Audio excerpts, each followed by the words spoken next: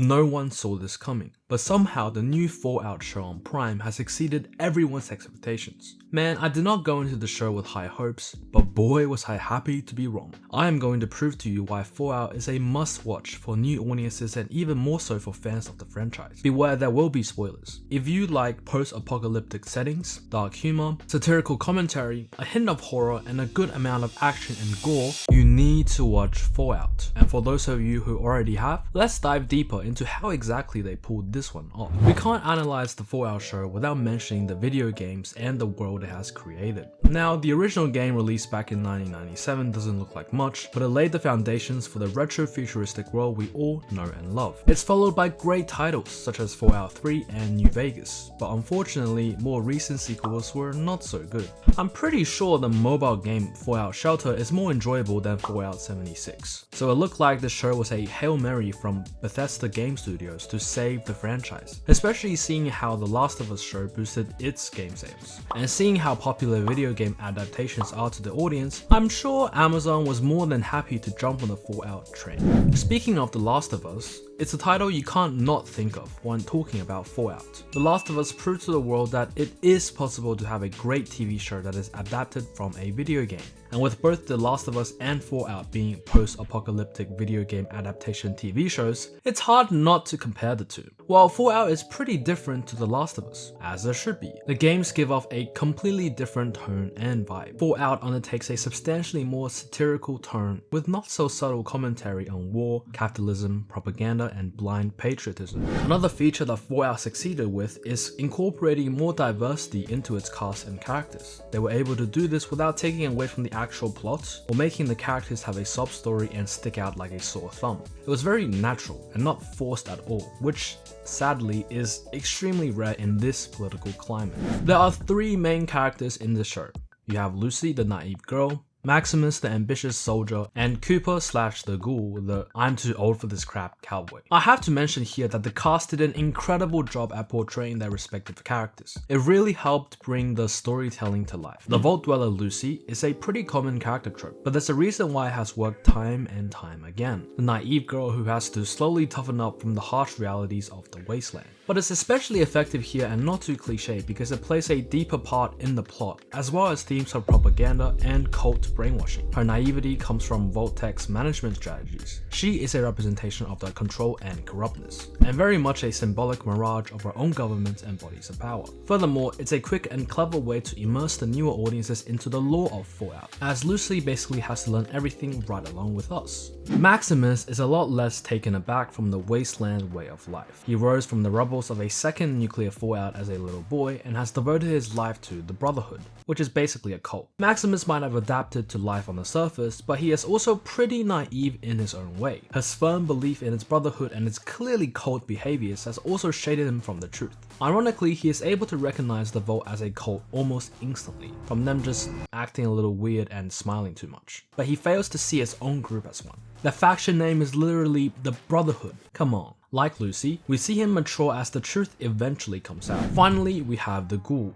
In the show's present day, the Ghoul is a bounty hunter cowboy who basically just acts like a badass. He's been around a long time, and he understands that things don't really change. Slowly, we get to learn more about his backstory through the flashbacks as a Cold War veteran turned actor who stars in Western. He's got everything one could want. Wife, kid, big house, nice car, the embodiment of the American dream.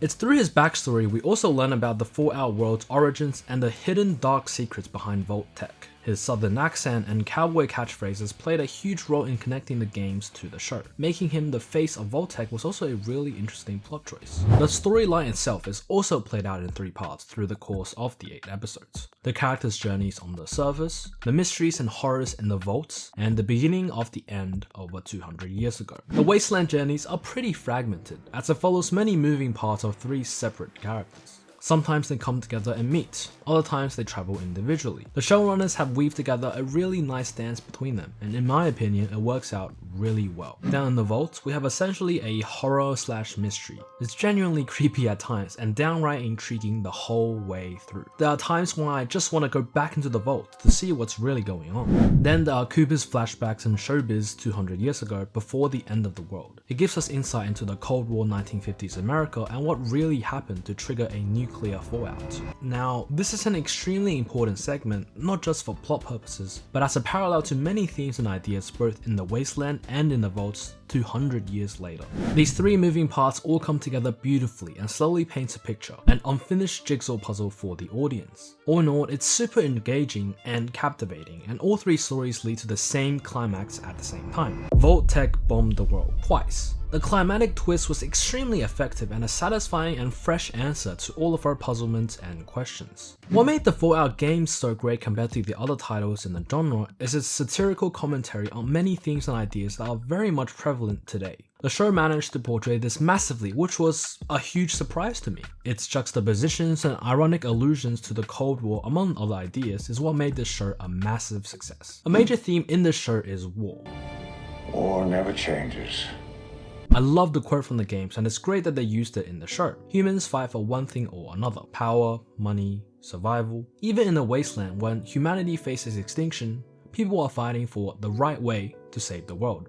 Or in other words, the throne of the world after it had been saved. The factions in the wasteland could very well represent our own political parties, nations, cultures, religions, and etc. The suffering and devastation from war is obviously shown everywhere, but that's not even the main focus of Fallout. In fact, the death of billions from the atomic war is not even caused by war itself, but rather a consequence of Vault-Tec's greed. In Fallout, what truly caused the end of the world was capitalism. We see in the meeting scene that Vault-Tec and other conglomerates in America and their greed for a monopoly literally caused the end of the world. Somehow they made the end of the world a product, and once that was achieved, capitalism just took its inevitable course into making it happen. And yes, the way they were handling and considering bombing mankind was not super realistic, but their calmness is part of the satirical commentary. Another benefit of having these characters from different factions is we get to see different perspectives of war and propaganda. For example, back in the 50s, we see Cooper clearly buying into anti-communist propaganda sold by not just the government, but by Vault-Tecs themselves. In actuality, any opposing power or just a competitor to Vault-Tec was broadcasted as communist. What's really ironic is that, if anything, Vault-Tec becomes pretty much a communist system at the end.